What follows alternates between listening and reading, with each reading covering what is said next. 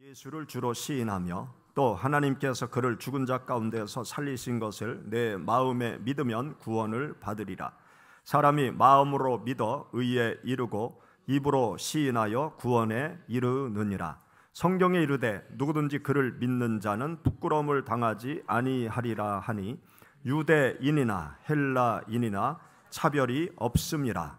한 분이신 주께서 모든 사람의 주가 되사 그를 부르는 모든 사람에게 부요하시도다. 누구든지 주의 이름을 부르는 자는 구원을 받으리라. 아멘. 누가복음 18장 말씀에 보면 한 관리가 예수님을 찾아옵니다. 예수님께 찾아와서 자신이 늘 궁금해하던 것을 질문드려요. 예수님, 어떻게 해야 영생을 얻을 수 있겠습니까? 예수님, 어떻게 해야 천국에 갈 수 있겠습니까?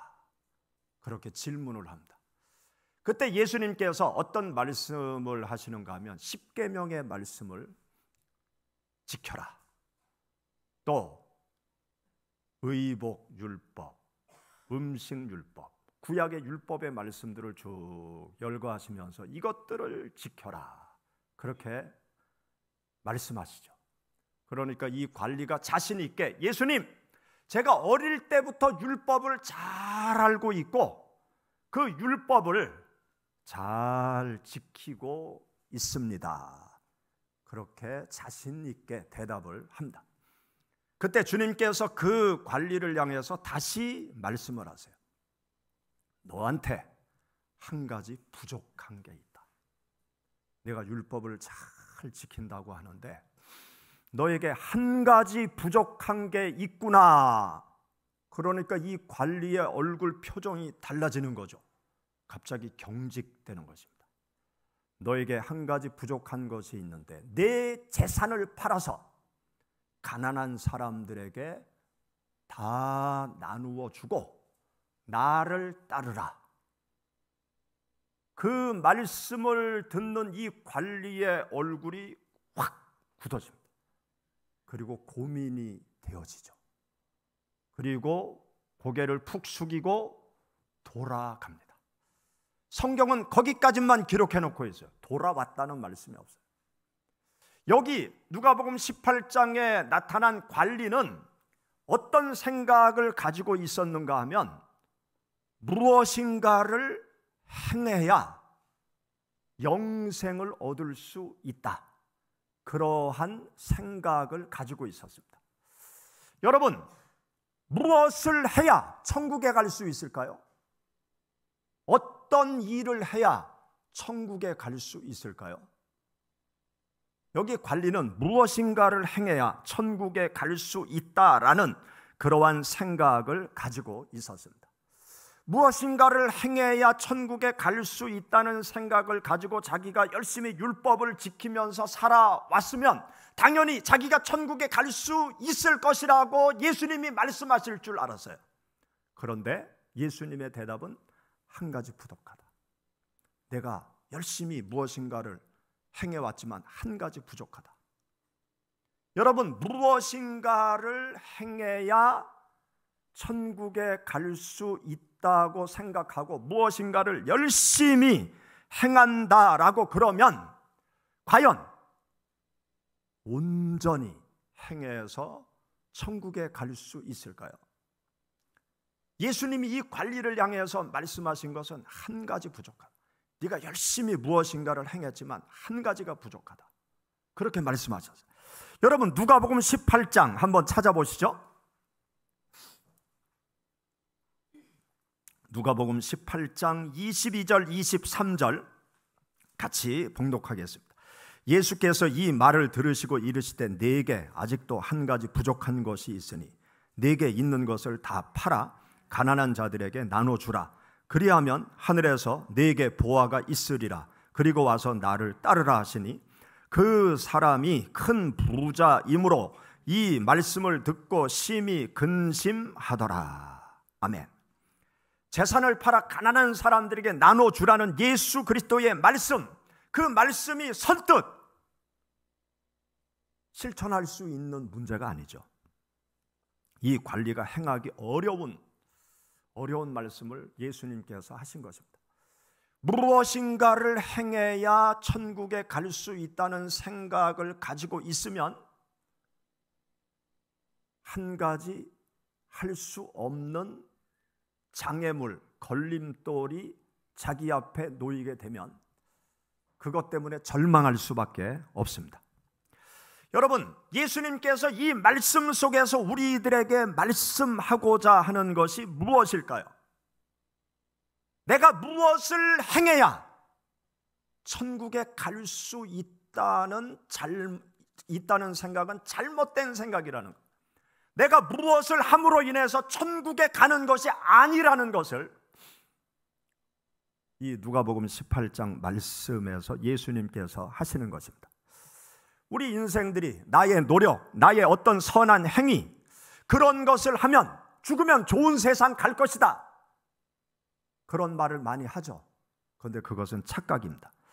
우리 인생들은 나 자신 스스로 죄악의 수렁에서 벗어날 수 없어요. 나 스스로 완벽한 선을 이룰 수가 없습니다. 나를 죄악의 늪에서 우리 인생들은 스스로 구원할 수 없어요. 나의 그 어떤 행위로 말미암아 구원을 얻는 것이 아닌 것입니다. 이 관리, 여기 성경 말씀에 나타난 이 관리에게 문제가 있는데 그 문제가 무엇입니까? 첫째는 율법을 지킴으로 인해서 천국에 갈 수 있다고 잘못 생각하고 있는 거예요. 그런데 예수님은 네가 무엇을 다 행했다라고 생각하느냐? 행하지 못하고 있다는 것을 예수님께서 일깨워 주시는 거죠. 나의 노력으로, 나의 의로 절대로 영생의 세계로 갈 수 없다는 그것을 깊이 일깨워 주는 것입니다. 구원은 우리 인간의 어떤 행위, 조그만 의로운 행위, 그것으로 나를 구원할 수 있는 것이 아닙니다. 우리 사람은 아무리 이 세상에서 의롭게 살아간다고 해도 죄인이에요. 마치 교도소 안에 있는 모범 죄수와 같은 모습이 세상에서 의롭게 살아간다, 법 없이도 살아간다라고 생각하는 그 사람의 현 주소인 것입니다. 여러분, 교도소에 죄를 지은 사람들이 다 들어가 있죠. 거기 들어가서 자신의 죄를 깨닫고 성실하게 죄를 뉘우치면서 교도소 규칙을 지키면서 열심히 사회에 나가서 일할 수 있는 재활 기술도 배워요. 그래서 모범 죄수라고 인정을 받아요. 그렇다고 그 사람이 죄가 없습니까? 여전히 죄인이에요. 여전히 죄수예요. 여전히 감옥 안에 있는 사람이에요. 이 죄라는 것은요, 그냥 사라지는 것이 아닙니다. 죄는 반드시 대가를 치러야 그 죄에서 벗어날 수 있는 거예요. 죄 지은 사람은 심판을 받고 형을 받고 그 형을 살아야만 그 죄로부터 벗어날 수가 있는 것입니다. 우리 인생들은 세상을 살아가면서 나 자신의 죄, 이 죄로 말미암아 내가 결국은 지옥에 갈 수밖에 없다는 사실을 인지해야 됩니다. 세상에서 영적으로 예민한 사람들은 인간의 죄성을 봐요. 나의 죄성을 봐요. 보통 사람들은 자신의 죄 때문에 괴로워하지 않고 그냥 죄 속에서 살아가지만 영적으로 민감한 사람들은 인간의 죄, 자신의 내면 속에 있는 죄악의 덩어리를 보는 거예요. 그리고 그 죄가 자기를 지옥으로 끌고 가고 있는 것을 보는 거예요. 그래서 그 죄로부터 벗어나기 위해서 세속을 떠납니다. 출가를 하죠. 그리고 고행을 하고 수행을 하고 참선을 하는 영적으로 예민한 사람들이 있잖아요.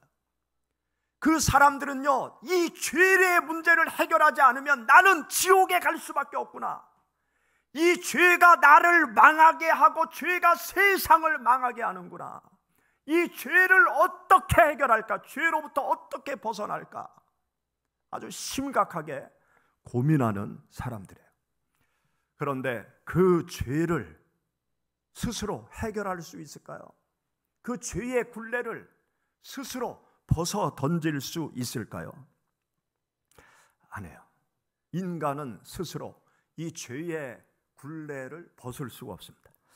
이 죄의 늪에 빠져 있는 인생들, 죄의 굴레에 쌓여진 우리 인생들은 누군가의 도움을 받아야 죄의 굴레를 벗어 던지고 죄악의 늪 속에서 빠져나올 수가 있는 거예요.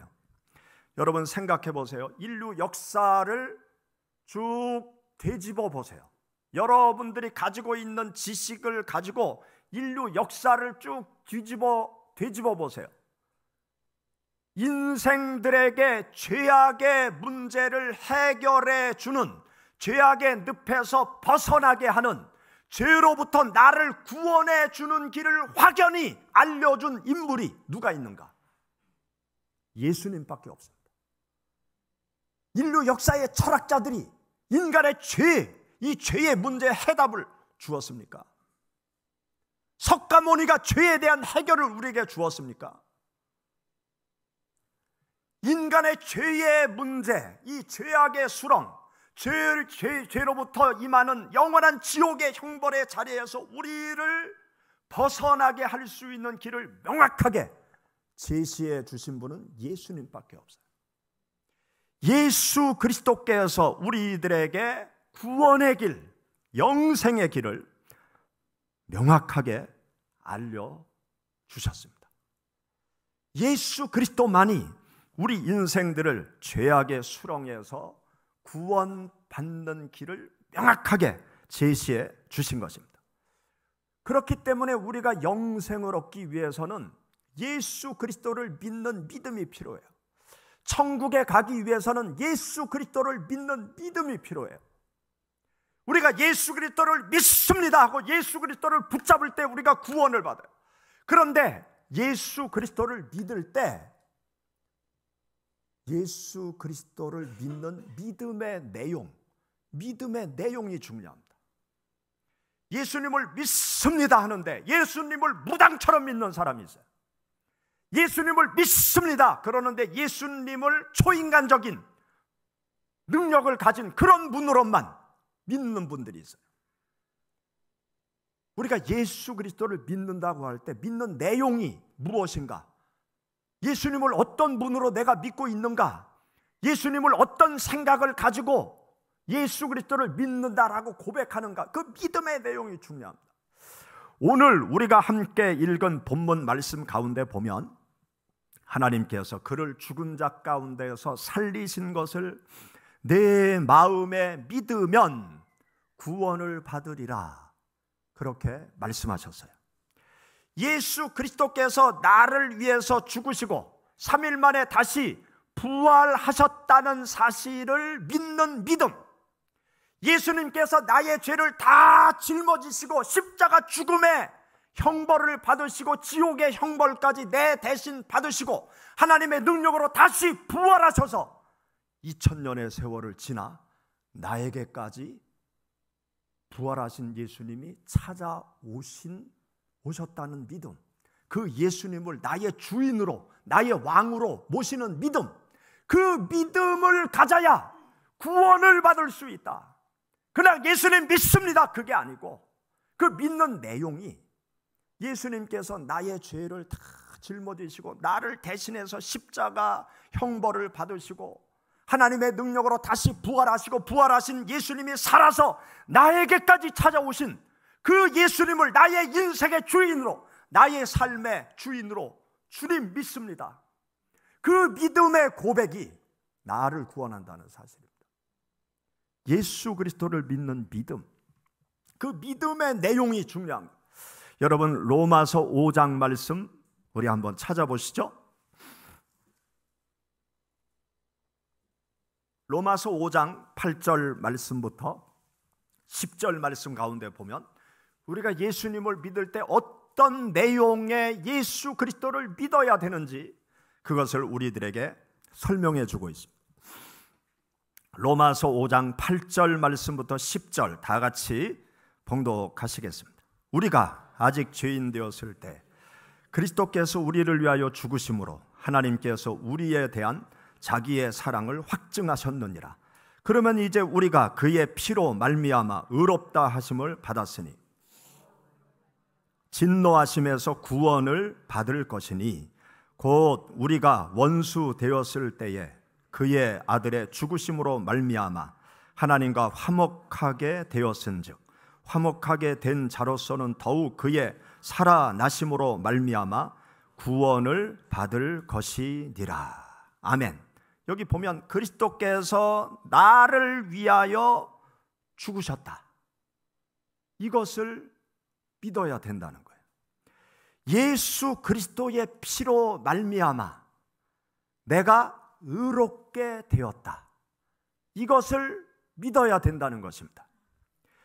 예수 그리스도께서 다시 살아나셨다는 사실을 믿어야 된다는 거예요. 여러분, 예수님을 믿습니다 하는데 예수님이 나의 죄를 위해서 죽으셨다는 사실을 깨닫지도 못하고 믿지도 못하면 예수 그리스도의 이름을 불러도 구원받지 못하는 거예요. 예수 그리스도께서 나의 죄를 다 담당하시고 나 대신 십자가 형벌, 지옥의 형벌까지 다 받으시고 하나님의 능력으로 부활하신 예수님이 나에게 찾아오셨고 그 예수 그리스도를 내 인생의 주인으로 모셔드린다는 그 믿음의 고백 속에서 구원이 이루어짐을 우리에게 가르쳐 주고 있는 것입니다. 로마서 10장 9절 말씀에 보면 내가 만일 내 입으로 예수를 주로 시인하며 또 하나님께서 그를 죽은 자 가운데서 다시 살리신 것을 내 마음에 믿으면 구원을 받으리라, 그렇게 말씀하셨습니다. 예수님께서 십자가에 처형당하시는 그 과정 속에 중요한 사건이 하나 일어납니다. 그 사건이 무엇인가 하면 빌라도가 예수님을 십자가 언도형에 처하기 전에 많은 군중들 앞에서 물어봐요. 무엇을 물어보는가 하면 예수님과 바라바를 세워놓습니다. 이 바라바는 십자가 처형을 당할 아주 극악한 죄인이었어요. 그리고 예수 그리스도, 죄 없으신 예수 그리스도를 세워놓고 많은 군중들에게 선택하게 해요. 내가 바라바를 풀어줄까? 아니면 예수를 풀어줄까? 너희가 선택해라. 그러니까 그때 많은 군중들이 어떻게 외칩니까? 바라바를 풀어주고 예수를 죽여라! 그렇게 소리죠. 그래서 바라바가 살게 됩니다. 죽을 바라바가 살게 되고 아무 죄가 없으신 예수님이 바라바 대신 십자가형에 처해지게 되죠. 이 사건이 아주 중요한 사건입니다. 예수 그리스도의 죽음을 상징적으로 보여주는 중요한 사건이에요. 예수님 때문에 누가 살았어요? 바라바가 살았어요. 예수 그리스도께서 죽고 바라바가 살게 되었어요. 그런데 이 바라바가 이름이잖아요. 그런데 이 바라바라는 단어, 이름의 단어는 두 가지 합성어예요. 바 플러스 라바. 그런데 바라는 단어의 뜻은 아들, 라바라는 단어의 뜻은 아버지, 아버지의 아들. 바라바의 이름의 뜻은 아버지의 아들, 한 아버지의 아들. 한 아버지가 누굽니까? 아담의 아들. 아담의 후손들이 죽어야 되는데, 죄 때문에 죽어야 되는데 예수 그리스도 때문에 죽지 않고 살게 되었어요. 예수님은 죄가 없으신데 이 바라바 때문에, 한 아담의 아들들 때문에 예수님께서 십자가 죽음의 길로 걸어가신 것입니다. 예수 그리스도의 죽음이 우리들에게 생명을 가져다 준 것입니다. 우리 인생들은 죄 때문에 죽어야 되는데 예수님이 우리의 죄 때문에 대신 죽으시고 예수님 때문에 우리가 살게 된 것입니다. 영화 가운데 수상한 그녀라는 영화가 있습니다. 여러분들 시간 되시면 한번 인터넷 검색해서 넷플릭스에 들어가면 수상한 그녀 영화가 나와요. 아주 재밌어요. 그 영화에 보면 제가 간단히 말씀을 드리면 어떤 노인이 있어요. 노인, 할머니가 있는데 할머니가 영정사진을 찍으러 사진관에 갑니다. 그런데 그 사진관 이름이 청춘사진관. 청춘사진관에 딱 들어가요. 청춘사진관에 딱 들어가서 영정사진을 찍으려고 한다고. 그러니까 그 사진기사가 제가 아주 예쁘게 찍어 드릴게요. 그런데 이 할머니 눈에 어떤 그림이 들어오는가 하면 마릴린 몰로 여배우의 멋진 사진이 보여요. 그래서 농담으로 저 마릴린 몰로처럼 나를 찍어줘요. 그러니까 사진관 그 기사가 그럼요. 저 마릴린 몰로보다 더 멋지게 찍어드릴게요. 그리고 셔터를 찰칵 눌렀어요. 화면이 샥 바뀌는데 할머니는 온데간데 없고 마릴린 몰로 같은 아가씨가 탁 앉아있는 거예요. 청춘 사진관에서 사진을 찍는데 청춘으로 바뀐 거예요. 20대 아가씨로 바뀐 거예요. 그러면서 재미난 얘기들이 펼쳐집니다. 이 할머니가 20대 아가씨가 돼가지고 20대 때 가진 꿈이 뭐냐? 가수가 꿈이었어요. 그런데 가수가 되는 거예요. 아주 인기 스타덤에 오르는 가수가 된 거예요. 그런데 중간에 또 사연이 있어요. 이 아가씨가 된 할머니의 손자가 있는데 이 손자가 이 그룹 사운드를 만들어서 가수로 데뷔를 하려고 열심히 노력하는데 안 돼요. 그런데 그 손자의 그룹 사운드 멤버가 돼가지고 메인 시용화가 되는 거야. 그리고 그 손주가 작사 작곡한 노래 발표 공연을 하게 되는 거예요. 그 공연하는 날 손주가 급하게 오다가 교통사고를 했다. 그래서 병원에 실려가죠.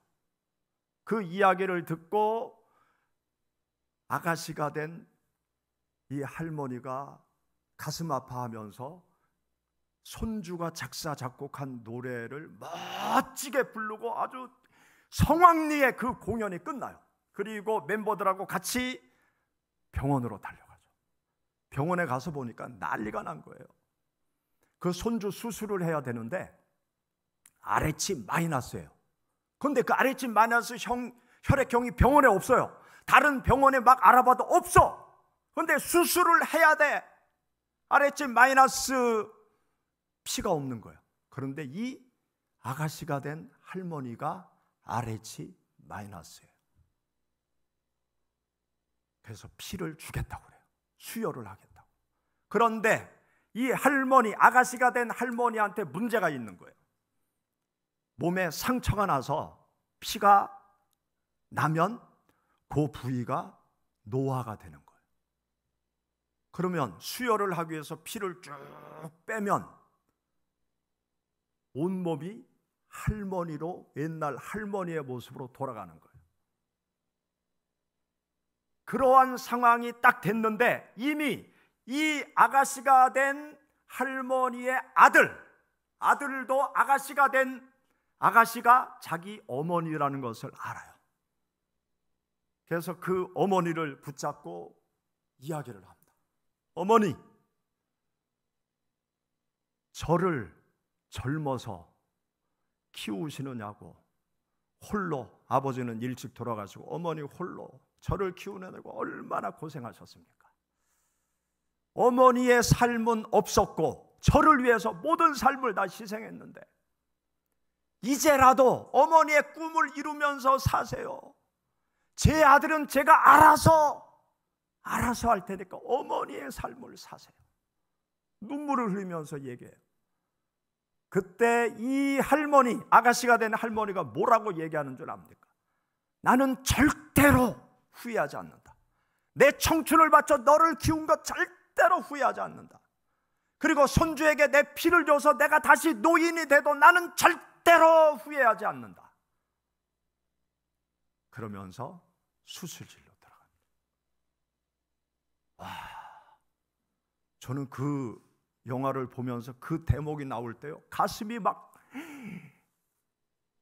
미어지는데 이 시나리오 작가가 100% 기독교인이다, 그런 생각이 들더라고요. 아니, 기독교인이 아니면 이 피의 의미를 그렇게 깊이 이해하고 설명할 수가 없어요. 여러분, 예수 그리스도의 피가 우리 속으로 들어와서 내 더러운 피를 깨끗하게 만든 거예요. 예수 그리스도의 생명이 내 속에 들어와서 우리를 살리신 거예요. 예수 그리스도께서 죄 많은 나를 위해서 죽으시고 예수 그리스도로 말미암아 우리가 깨끗하게 되어지고 우리에게 영원한 생명이 주어진 것입니다. 여러분, 우리가 예수 그리스도를 믿는다고 할 때 예수님이 어떤 분이신가를 우리는 깊이 생각해요. 예수 그리스도의 보혈의 피로 내가 깨끗하게 되어지고 예수 그리스도께서 생명을 내어주므로 내가 영원한 생명을 얻게 된 것입니다. 여러분, 이것을 믿어야 돼요.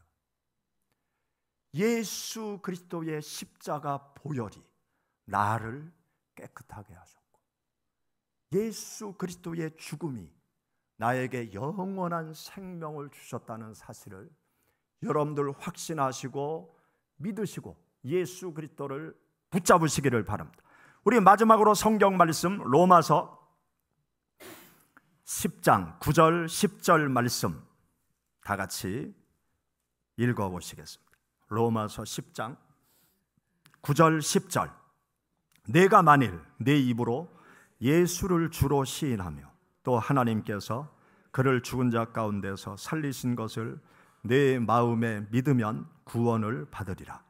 사람이 마음으로 믿어 의에 이르고 입으로 시인하여 구원에 이르느니라. 다 같이 기도하겠습니다. 예수님께서 십자가의 죽으심은 우리를 살리시려고 십자가 죽음의 길로 걸어가셨습니다.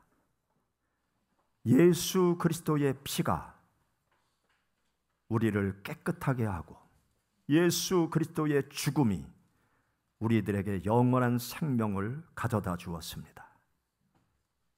죽음의 길로 가실 뿐만이 아니라 다시 살아나신 예수님, 우리들에게 찾아오셨습니다. 예수님을 나의 마음속에 모셔드릴 때 예수 그리스도를 주인으로 모셔드려야 됩니다. 내 인생의 주인으로, 내 인생의 왕으로, 주님께서 나를 다스리고 통치하시는 분으로 제 마음속에 모셔드립니다. 예수님을 마음속에 모시지 못한 분들 계십니까? 이 시간 예수님 나의 마음속에 들어오셔서 내 인생의 주인이 되어 주옵소서. 예수님을 지금까지 주인으로 모시지 못한 분이 계십니까?